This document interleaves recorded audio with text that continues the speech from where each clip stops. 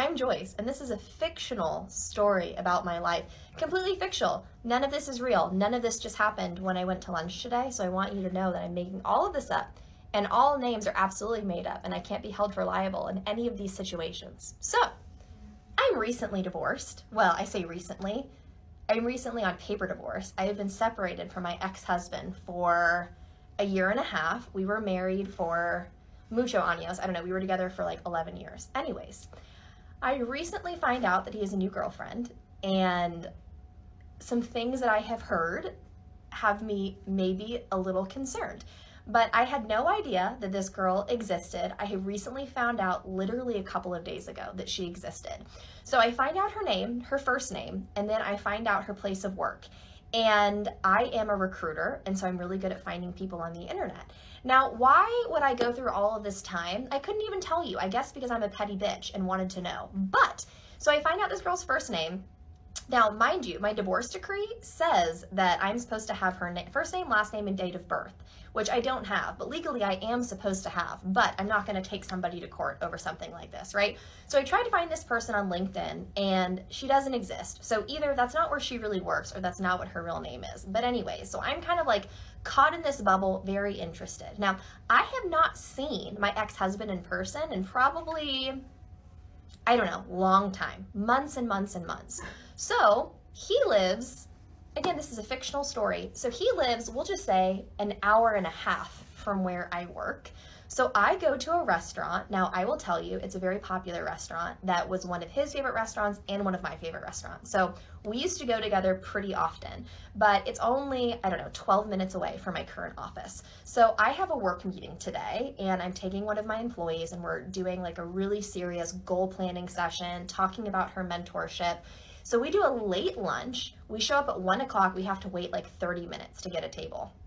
So we have a table outside.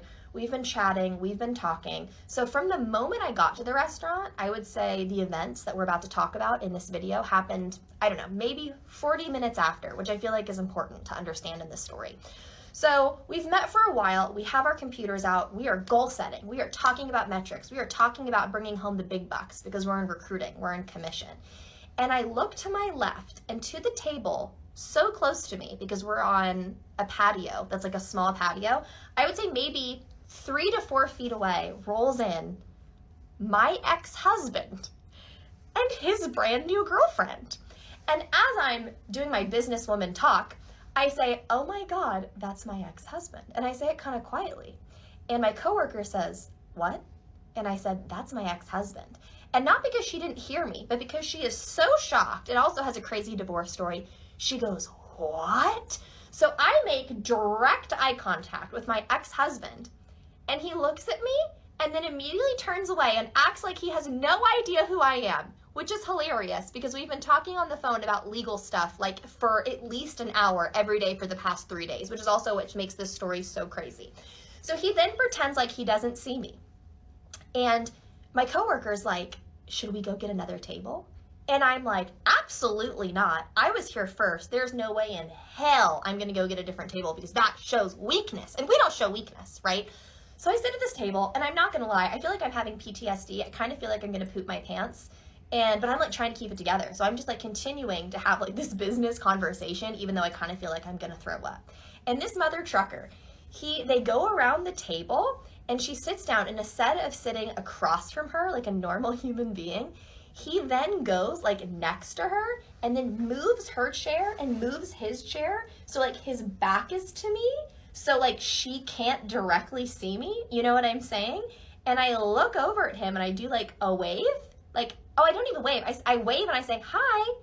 And he just like quietly, I don't even remember. It was like a not like very, very small, and like goes back.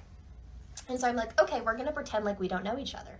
So of course my first thought is like, I'm going to walk over and I'm going to introduce myself so nicely. But I held myself back, number one, because I'm a little bitch and I should have done it. But number two, because he was like, "You will never meet her. I never want you to meet her." And I was like, well, I don't want to be disrespectful and introduce myself to her if that's not something that he wants. And also I was like, I know that he has told her that I'm crazy, right? Because everybody has their own side in the divorce, and he wants her to think that I'm the worst. And I was like, that's just gonna reiterate the fact that I'm crazy. So I feel like it's on him at this point to introduce us or not. And Okay, first of all, I don't know why they divorced, and it seems like you're the crazy one, man. I'm not being biased because I'm a man, right? But it seems like the woman is the crazy one because she's the one who's sharing the story to everybody. You understand what I'm saying? Like, let's keep it pushing. And he's going to pretend like he doesn't even know who I am. But this is the part that's crazy, okay? So he doesn't have social media at all. He's completely kind of like off grid. So there's no way that I could find her via him, right? And like I've unfriended all of his friends, all of his family. So if they were to add her on social media, I wouldn't be able to find her either. But she would know my name because I know that he refers to me by my name, and my last name is his last name, and I am on social media. So I'm a woman and she is a woman. So I know she knows what I look like. So she also pretends like she does not see me or know that I am there, which I feel like is the most diabolical part of this entire thing. So anyway, I continue to have my conversation. I'm like, I'm not gonna let this rattle me. We literally just got our food, so we're gonna sit here and have this entire meeting. So my coworker talks about she's been having car troubles and she has a Mercedes, and my ex-husband also has a Mercedes. And I wasn't even thinking about it, but this is my genuine thought. His car used to break down all of the time, and he would talk about how his car was better than my car because I have a Subaru and my car's trash and I need a new car, yada, yada, yada. So I said, of course it breaks down all the time. Like, in my opinion, Mercedes literally always break down. I personally think they're trash. And then he goes, laughing, coughing at his life. So I know he was listening to me literally this entire time. Okay, so this is the thing that's kind of crazy. He lives an hour and a half away from this restaurant. What are the odds that he comes an hour and a half into Dallas at 1:30 to go to lunch at this specific restaurant? That's crazy. And I was like, oh, no, no, I know it's a coincidence. And the girls at work are like, are you kidding me? She was like, that he did that on purpose. He totally tracked you, which again, long story. He's an interesting human being. So they're like, no, no, no, he tracked you. He knew exactly where you were. And I was like, no, no, no, I don't believe that. And they were like, well, is there any way he could track you? And then I start thinking about when we were like in the midst of the divorce, I would get text messages like, why did you just get home? Or anytime I would go out of town and purposely not tell him, he would somehow know that I was out of town and he would call me and cause some kind of problem. And I'm like, and then I realized that in my purse, I had my AirPods, which used to be his AirPods. And this entire time, I think I figured out how he's been tracking me, which is my AirPods. But what kind of crazy human being would bring their current girlfriend to go sit next to their ex-wife? Like, why would you track somebody and do that? That doesn't make any sense. What would he get out of that? Because low key, from the things that I've heard about this woman, is I don't think she would respond well to that.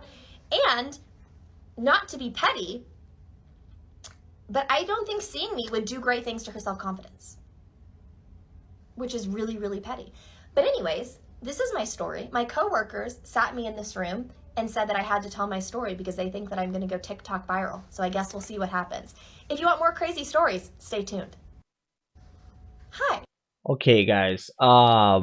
That's crazy. Who does that? Who tracks you by your earpods? Like, who does that, guys? That's crazy. She's the one who tracked him. She's the one who knew that this man was gonna be in this restaurant because that's that man's favorite restaurant. That's not that's what she said, right? But anyway, that's it for today. My name is RJ Godfella, and this is the RJ Godfella Chats. Now, if you like this type of content, please hit the subscribe button and hit the like button as well. Peace. I'm out.